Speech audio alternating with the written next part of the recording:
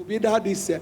দিল্লীয়ে যেনেকৈ উত্তৰ ভাৰতক কৰ্মসংস্থাপনৰ সুবিধা দিয়ে, বোম্বাই আহমেদাবাদে যেনেকৈ পশ্চিম ভাৰতক কৰ্মসংস্থাপনৰ সুবিধা দিয়ে, হায়দৰাবাদ বেংগলোৰ আৰু চেন্নাইয়ে যেনেকৈ আমাৰ দক্ষিণ ভাৰতক কৰ্মসংস্থাপনৰ সুবিধা দিয়ে, কলিকতাই যেনেকৈ পূব ভাৰতক আজি নিয়োগৰকৈ আমাৰ দক্ষিণ ভাৰতক কৰ্মসংস্থাপনৰ সুবিধা দিয়ে, কলিকতাই যেনেকৈ পূব ভাৰতক আজি নিয়োগৰ সুবিধা দিয়ে, আমাৰ গুৱাহাটীয়ে আজি অসম নহয় সমগ্ৰ উত্তৰ পূৰ্বাঞ্চলৰ ৰাইজক আজি কৰ্মসংস্থাপনৰ সুবিধা দিছে।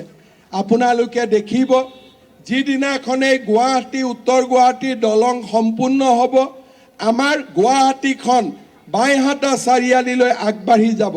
নাৰেংগী কুৰুৱাৰ যেতিয়া দলং সম্পূৰ্ণ হ'ব, চিপাঝাৰ, বেজেৰা, সোণাপুৰ, জাগিৰোড এই গোটেই অঞ্চলটোত আমাৰ আগবাঢ়ি যাব আৰু অঞ্চলটো ধুনীয়া হ'ব, উন্নতি হ'ব সেইটো নহয়, উন্নয়নৰ লগে লগে হেজাৰ হেজাৰ ল'ৰা ছোৱালীক কৰ্মসংস্থাপনৰ সুবিধা দিব।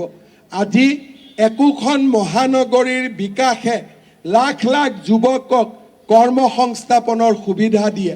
সেইকাৰণে মই প্ৰচেষ্টা কৰিছোঁ যে গুৱাহাটীৰ লগে লগে ডিব্ৰুগড়, তেজপুৰ, যোৰহাট, শিলচৰৰ দৰে নগৰবিলাককো আমি আগুৱাই যাব লাগে, যাতে আমাৰ অসমৰ ল'ৰা ছোৱালীয়ে কৰ্মসংস্থাপনৰ সুবিধা পাব পাৰে।